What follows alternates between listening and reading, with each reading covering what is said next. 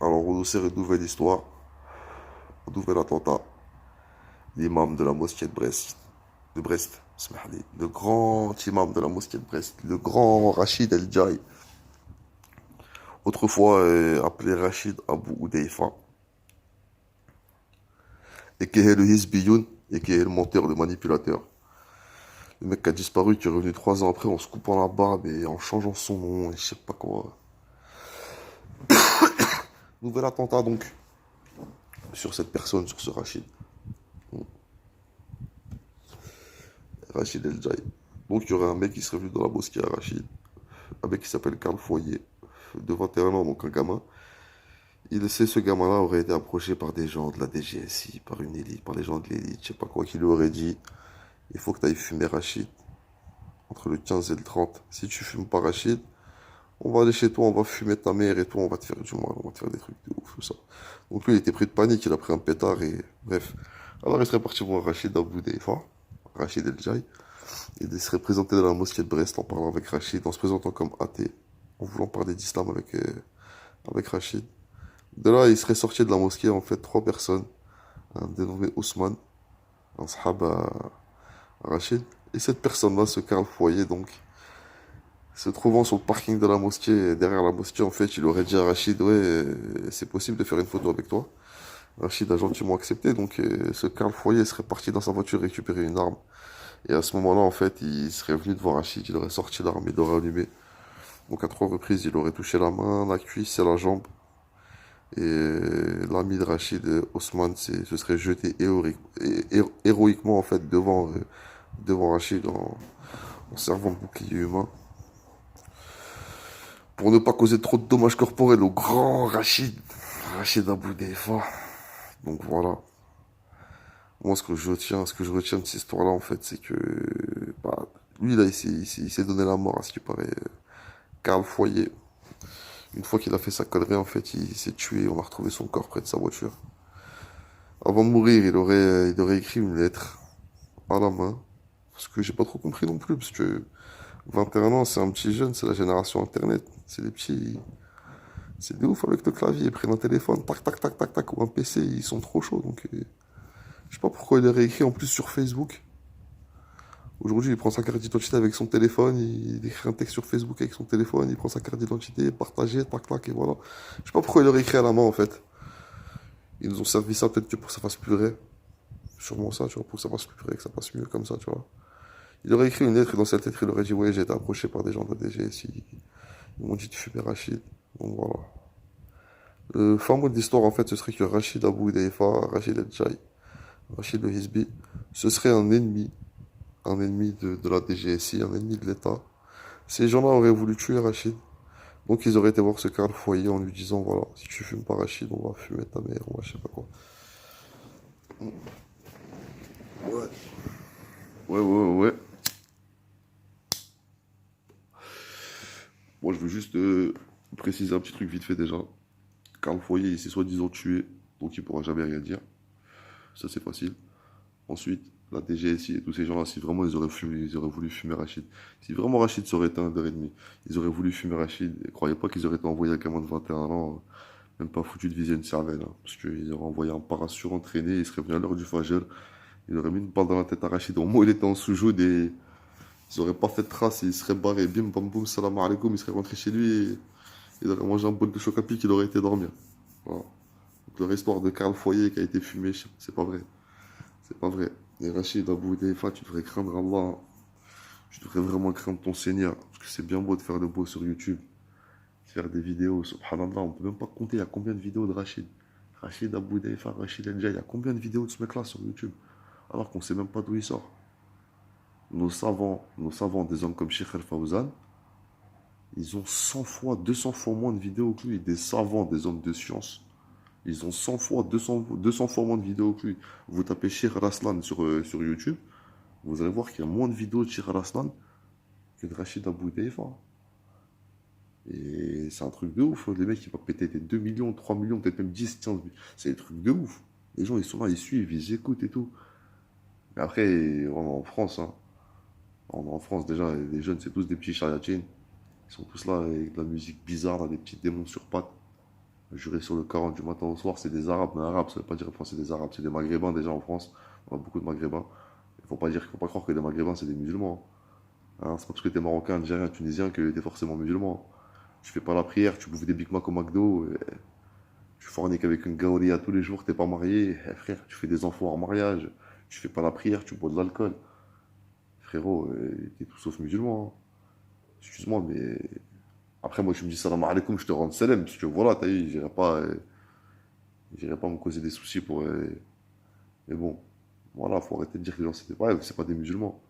Donc, les gens qui vont suivre des gens comme Rachid, ou les gens à qui on va servir cette soupe, là, tu vois, cette connerie-là, et qui vont l'avaler, bah, c'est des gens qui sont dotés de science, comme on dit, ou dotés de raison. Non, je sais même pas si on dit dotés. Non, dotés, ça veut dire qu'ils ont. Non, c'est même pas dotés. Ils sont dépourvus, smahli. Ils sont dépourvus de raison. Ils sont dépourvus de raison, ils sont dépourvus d'intelligence, ils sont dépourvus de lucidité. Ils n'arrivent pas à y voir clair. Et dans leur cerveau, c'est un bordel. Ils regardent la télé tous les jours et ils regardent c'est des malades. Ils écoutent des musiques cheloues et je sais pas quoi. Et voilà, bah, c'est ce genre de personnes-là, Rachid Abou Daifa, Rachid El Jai, c'est ce genre de personnes-là que tu peux duper. C'est ce genre de personnes-là qui vont regarder tes vidéos. Ah, qui vont mettre des j'aime, là, des petits. Hein, parce qu'apparemment, t'aimes ça, toi, les j'aime sur YouTube, sur les machins. Ton histoire, on n'y croit pas. Ton histoire, on n'y croit pas. Enfin, les gens dotés de raison, ils y croient pas. Les gens qu'Allah subhanahu wa ta'ala, il a bien voulu guider, ils y croient pas. Nous, on sait que t'es un menteur, on sait que t'es un manipulateur. Là, t'as franchi un cap. Là, t'as été pactisé avec des gens. T'as franchi un cap, t'as dû manger un sacré billet pour ça. Bravo, Alik, comme dirait l'autre. Bravo, Alik. Félicitations. C'est bien. On est content pour toi. J'espère que tu vas t'acheter une belle maison ou quoi. Mais bon, tu devrais craindre Allah, frérot. Tu devrais craindre ton Seigneur. Parce que ce que tu as fait là, c'est grave. C'est très très grave. Et ce petit Karl Foyer là, arrêtez de croire je sais pas quoi, qu'il s'est donné la mort, que. C'est comme l'autre là, à l'époque des frères Kouachi. Vous vous rappelez de Hanouch qui était par terre et qui a pris soi-disant une balle de Kalachnikov à bout portant dans la tête? Qui a crié, juste avant de se la prendre dans la tête, soi-disant, qui a crié non, arrête chef, pas ça. Ou un truc dans le genre. Et boum, le soi-disant Kouachi, il en aurait mis une dans la tête. Et là-bas, elle a ricoché le sol, on a bien vu que, tu vois. Avec le temps, on a bien vu que c'était une connerie. Bah, ce Hanouch là. Croyez qu'il est où là, cette fille là? Il est au Brésil, au Paraguay, ou en Uruguay, ou je sais pas, ou dans une sale maison. Ils vont passer un sale billet, il a un sale commerce, il a des sales voitures, il est bien. Et bah lui, là, Karl Foyer, là, c'est pareil. Il s'est jamais donné la mort. Il faut vous dire quelque chose, c'est qu'aujourd'hui, c'est un monde de ouf. Hein. Ils sont capables d'aller dans la rue, de te prendre un... Et moi, ils te prennent un clochard, là, un mec qui sert à rien, là, qui est au RSA, qui fait la manche ici et ça, te le kidnapper, te le fumer, te mettre son corps devant une voiture. Et moi, un journaliste tient une photo, boum, et comme par hasard, il était retourné, on n'a pas vu son visage, on a vu il était sur le ventre. Et s'ils sont capables, voilà, ils sont capables. Voilà, ils sont capables. Pour eux, une vie, c'est rien du tout. Frère, ils appuient sur un bouton, ils te font un génocide, ils vont fumer des millions de personnes. Ils en ont rien à foutre d'un mec comme ça qui traîne dans la rue. Et c'est même pas vrai, il a jamais été mort là. Déjà, on a vu aucune photo de son cadavre, même si on en a vu, ça peut être truqué. Moi, j'ai pas vu son cadavre, j'ai pas vu Mohamed Belah aussi. Mohamed Belah qui est parti avec des témoins qui disent ouais, non, en fait, il avait sa visière, mais il avait les yeux blonds, il avait un tatouage près de l'œil et je sais pas quoi. Eh, c'est des manipulations, tout ça, c'est des mensonges. Réveillez-vous, réveillez-vous. Maintenant, Rachid, moi, je savais que t'étais un pourri, mais subhanallah, je savais pas que t'irais jusque-là. T'as été loin, frérot. T'as été loin. T'as vraiment été loin. Crains Allah. Crains Allah et vous réveillez-vous comme des hamars. Si vraiment vous êtes des musulmans, réveillez-vous. Sinon, arrêtez de parler d'islam. Et la petite dédicace à tous les frères bizarres là, qui sont là, en mode faites des doigts pour les frères, faites des doigts pour ci, pour ça. Et taisez-vous. Taisez-vous, taisez-vous, taisez-vous. Arrêtez de parler d'islam. Et si vous voulez percer, si vous voulez qu'on parle de vous dans un domaine, et ben faites quelque chose de concret. Quitte à faire du foot même, allez jouer au foot. Je sais pas, moi, faites du foot, faites du sport, faites de la boxe. Je sais pas, ouvrez des restaurants, faites de la cuisine, faites quelque chose, voilà, pour qu'on parle de vous. Dans le sens bénéfique. Vous êtes là, vous en mode, l'islam, vous prenez l'islam, vous prenez pour des savants. Mais alhamdoulilah, nous on a nos savants, nous. On sait qui on va suivre, on sait qui on va écouter. Vous êtes là, vous sortez de France, là, dans votre chambre, là, vous prenez pour des savants. Vous connaissez deux, trois hadiths, quelques sourates, ça y est, c'est bon, vous nous faites mal à la tête. L'islam, ici, vous prenez pour des savants. Des frères, ils sont là, naam, naam. Wesh, tais-toi, arrête de faire le savant, t'es là, tu veux imiter Shir. Reste là, frère, reste à ta place. C'est quoi ton problème? Subhanallah. Tu veux faire ça, tu veux vraiment être comme ça. Vas-y, frérot, fais quelque chose de concret. Écris à l'université à Saoudia ou là en Égypte ou je sais pas où, frère, chez des grands savants. Tu veux prendre de la science, vas-y, frère. Va. Reste avec des savants, 10 ans, 15 ans, 20 ans. Assieds-toi près des savants. Écoute la parole des savants, frère. Prends des livres un peu, lis, instruis-toi. passe entre les mains des savants. Le jour où ils nous diront, ouais, cette personne-là, il a de la science et vous pouvez prendre de lui, vas-y, bon, on va t'écouter. En attendant, frérot, tu nous parles en français, tu sors de je sais pas d'où. Garde la pêche. Et ouais, je parle de toi, la Rachid. Garde la pêche avec tes dars tout pourris, là. Tais-toi, frère. Tais-toi, taisez-vous tous. Laissez l'islam tranquille. L'islam, il est pas en France. Là, vous parlez de djinn, vous parlez français déjà. Pourquoi vous parlez français si vous parlez d'islam? Je comprends pas, moi. Bref. Tout ça pour dire que voilà, ce faux attentat là, c'est encore une connerie. Arrêtez de gober tout ça là. Arrêtez de gober tout ça et je sais pas. Voilà, revenez à Allah, tout le monde là. Qu'Allah il nous facilite. Là, je suis en train de parler, j'ai un pilon à la main, tout ça. Je vous dis revenez à Allah, tout ça, parce que vas-y, même moi j'ai pété les plombs. Je suis parti à l'étranger, je suis revenu en France, je comptais y rester, subhanallah, mais j'ai fait n'importe quoi et je suis revenu en France. Et là, je suis bloqué quelque temps, mais Inch'Allah, bientôt je vais repartir.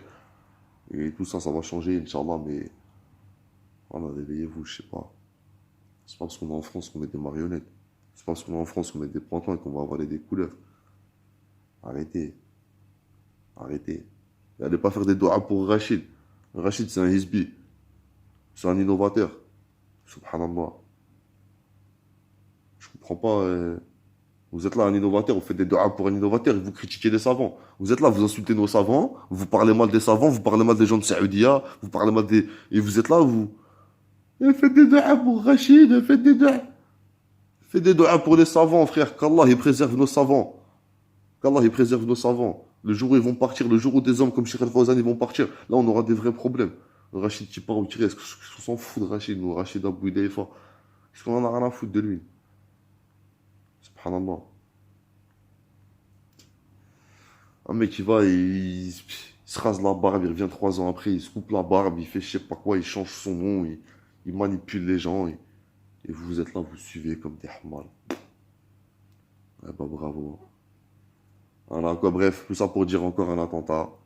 Hein, encore des musulmans, voilà. C'est juste pour vous faire comprendre, à mon avis, que là, faut que vous rentriez chez vous. Hein. Ça y est. Hein. Eux, ils ont mis la main sur la France, ils ont mis la main sur Marianne, là. Là, à cette heure-ci, ils sont prêts, là, tu vois.